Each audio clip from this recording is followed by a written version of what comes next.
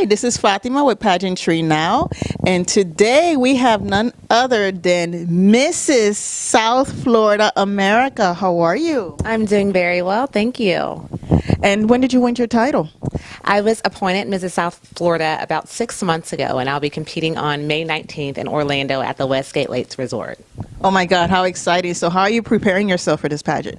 Oh my goodness, mind, body, and soul, should I say. More or less mental preparation. I think you just have to get yourself in a positive state of mind and realize that it's not a competition. It's more or less the journey that matters most. So that's more or less what I've been reflecting on. So tell us about your platform. My platform is entitled No More Shame on You, and it's centered around eradicating the stigma associated with mental health. I'm a mental health therapist. I've been working in this field for about a decade, so it hits home for me. It hits home for me, and I've partnered with the National Alliance on Mental Illness and been doing a lot of work in the community, traveling internationally, just really trying to end the stigma associated with mental health.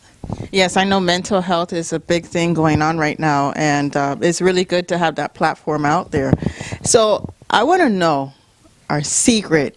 How do you maintain such a figure as a Mrs.?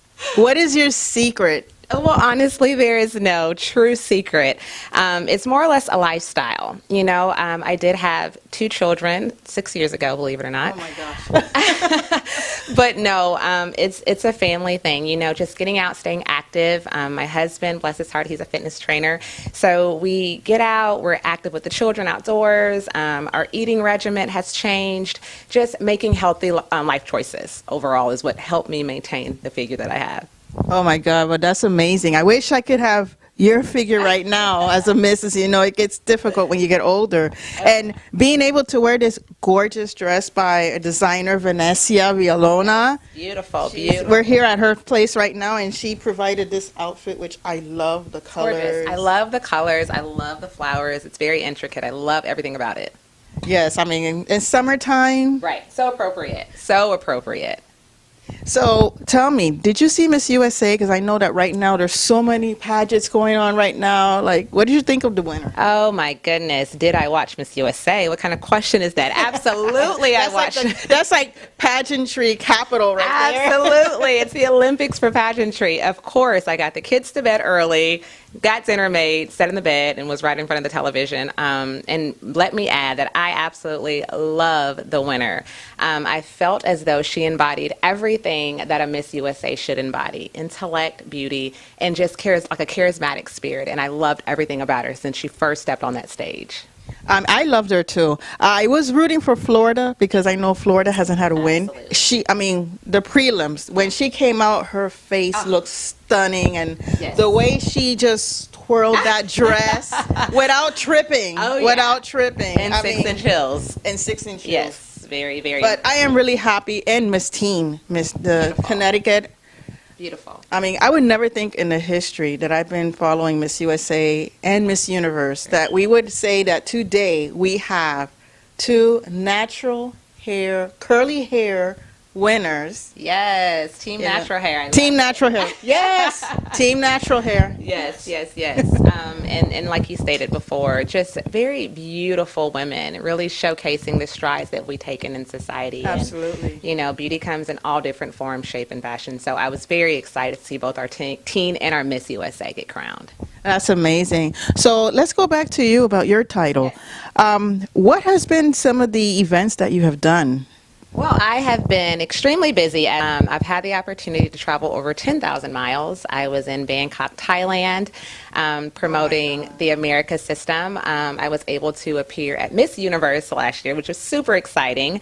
I was just recently showcased on the Dr. Oz show as Mrs. South Florida America. Just hitting the ground running. You know, I'm really, really big on every opportunity to make an appearance is one to make an impression. So I do what I can, and I really show my heart, you know, when I'm out promoting the system.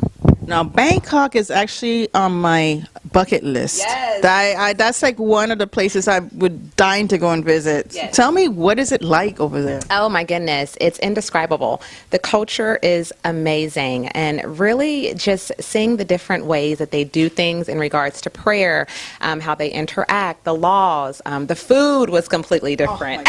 That's my biggest need. Is the food. Food. Absolutely. But no, I just kept an open mind, was very, accepting and respectful. That's definitely key. And I literally enjoyed every moment I was there. I didn't want to come home, but I had to. I had the kids waiting for me.